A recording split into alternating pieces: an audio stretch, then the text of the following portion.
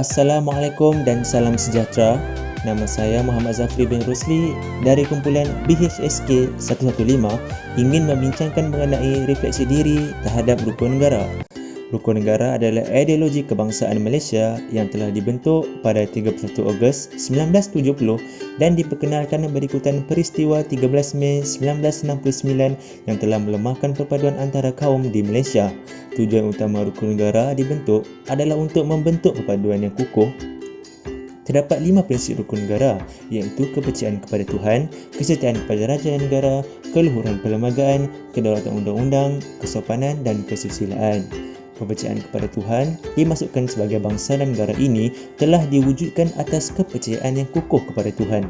Melalui kepercayaan beragama inilah akan menjadikan bangsa dan negara ini sebagai satu bangsa dan negara yang berdaulat. Perlembagaan Persekutuan menunjukkan bahawa Islam adalah agama rasmi persekutuan, tetapi agama dan kepercayaan-kepercayaan lain boleh diamalkan dengan aman dan tenteram di mana-mana bahagian di dalam persekutuan. Prinsip kedua iaitu kesetiaan kepada raja dan negara adalah berteraskan kepada amalan sistem demokrasi berparlimen dan raja berperlembagaan dengan Seri Paduka Baginda yang di-Pertuan Agong sebagai ketua negara. Selaras dengan kedudukan yang di-Pertuan Agong sebagai raja, mengikut perlembagaan sistem beraja juga diamalkan di setiap negeri dan yang di-Pertuan negeri bagi negeri-negeri yang tidak beraja. Di peringkat negeri pula, rakyat dikehendaki menumpukan taat setia kepada raja yang memerintah negeri tempat mereka bermasyarakat tanpa mengurangkan taat setia kepada yang di-Pertuan Agong.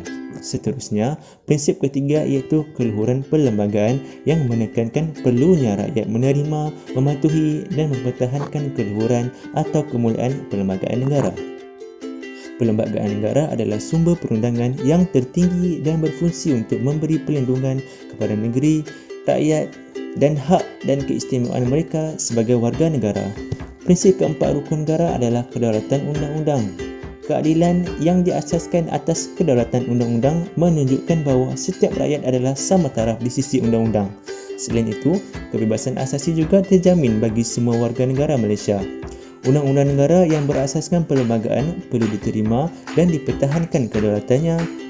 Tanpa adanya undang-undang, maka negara tidak dapat mencapai keamanan dan kestabilan. Akhir sekali, prinsip kelima rukun negara iaitu kesopanan dan kesusilaan menekankan perkembangan personaliti dan tingkah laku setiap rakyat.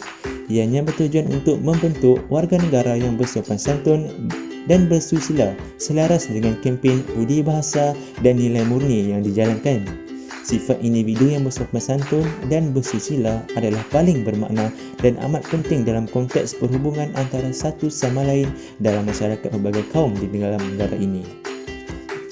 Sebagai penutup, rukun negara bukanlah sekadar prinsip yang hanya untuk dilafazkan dengan ikrar, tetapi ianya menuntut kesungguhan setiap warga negara untuk menghayati dan mengamalkannya. Justru, mengamalkan rukun negara adalah melahirkan masyarakat yang bersatu padu, muhibah tanpa mengira kaum serta bersikap saling menghormati antara satu sama lain.